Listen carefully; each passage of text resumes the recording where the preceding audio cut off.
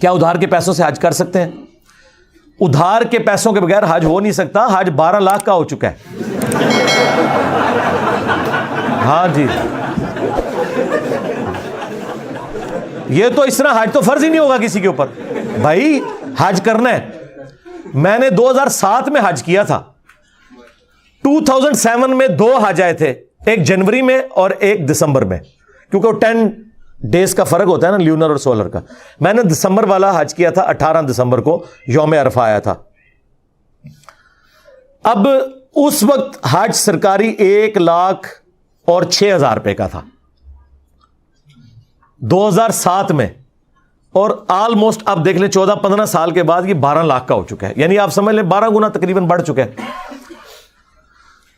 اس وقت بھی میں کمیٹیاں ڈال کے وائف کا زیور بیچ کے تو ہم لوگ گئے تھے, اور میں نے اپنی وائف سے کہا تھا کہ بھئی ابھی حج کر لیں, بعد میں یہ مہنگا ہو جائے گا. اور وہی ہوا, اگلے سال 1.5 لاکھ کا ہوا, پھر اس سے اگلے سال 2-2.5. آج 12 کے ساتھ کمپیئر کریں تو آپ کو 2.5 کام لگ رہے ہیں, لیکن اس زمانے میں لوگ کہتے تھے یہ کیا ہو گیا. کسی نے اس وقت کسی کو بتاتے نا یہ 12 لاکھ کا ہو جائے گا, 10 سال بعد تو لوگوں نے بے ہوش ہو جانا تھا کام سے ہی. پہلے تو اتنی مہنگائی نہیں ہوتی تھی. تو اس وقت بھی یہ کمیٹیاں ڈالنا ادھار ہی ہوتا ہے نا. ہاں, تو ادھار ضرور اٹھائیں جو آپ اتار سکتے ہیں. اب ایک بندے کی اگر مہینے کی انکم 25-30 ہزار روپے ہے اور وہ کہ جی میں 12 لاکھ کا ادھار اتار لوں, تو وہ کہاں سے اتارے گا؟ اس کے اوپر حج فرض ہی نہیں بھائی, گھر بیٹھے. ہاں, اگر اس کے پاس اتنا زیور ہے کہ وہ بیچ کے حج پہ جا سکتا ہے, پلس جتنے دن حج پہ رہے گا اتنے دن پیچھے بال بچوں کا خرچہ دے سکتا ہے, تو بھائی وہ زیور بیچے گا. اسلام نے یہ کہا کہ آپ نے تجوریاں بھرنی ہیں.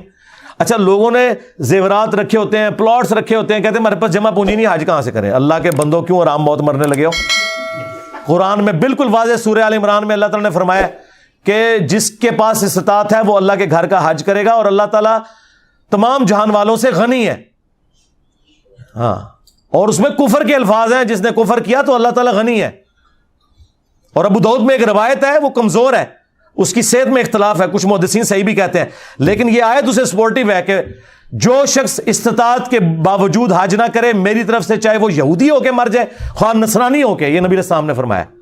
ہاں, اور یہ قرآن میں آیت ہے کہ جس نے کفر کیا حج کے کانٹیکسٹ میں, یعنی حج سے وہ منکر ہوا تو اللہ تعالیٰ بے پرواہ ہے.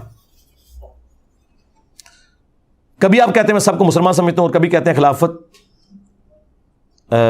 کس پر قائم کریں, پاکستان میں تو کوئی مسلمان ہی نہیں. یار یہ والی جب میں مسلمان کی بات کر رہا ہوتا ہوں, اور وہ بات, یہ دونوں باتیں اپنی جگہ درست ہوتی ہیں. قرآن میں درجنوں آیات ہیں جو بالکل 180 ڈگری ہیں, لیکن اپنے اپنے پیرائے میں وہ بالکل درست ہے.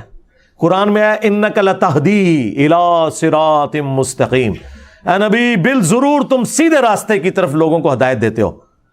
اور سیم انہی الفاظ کے ساتھ آیا انک لا تہدی, اے نبی تم ہدایت نہیں دیتے, من احببتا, جس سے تم محبت کرو, ولکن اللہ یہدی من یشاء, اللہ جسے چاہتا ہے ہدایت دیتا ہے. اب یہ دونوں ٹکرا رہے ہیں, لیکن دونوں باتیں ایک وقت درست ہیں. وہاں ہدایت سے مراد ہے آپ ہدایت کی طرف گائیڈ کرتے ہیں, یہاں مراد یہ ہے کہ آپ کسی کو گھول کے زبردستی ہدایت نہیں دے سکتے.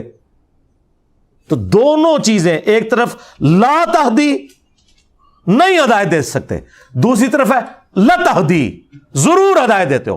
180 ڈگری سٹیٹمنٹس قرآن کے اندر آئی ہوئی ہیں, اور دونوں بیک وقت درست ہیں.